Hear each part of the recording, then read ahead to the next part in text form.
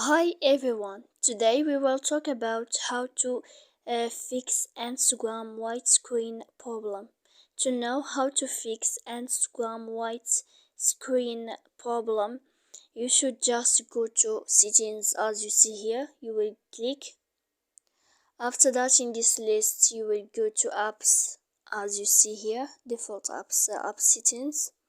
And then in this list, you should to go down Instagram as you see here, and when you will see this page you will go to force stop, and then you will click storage. When you will click force stop you will go to storage, and then you will click clear cache. After that you will go to click clear data, and then you can turn off your phone.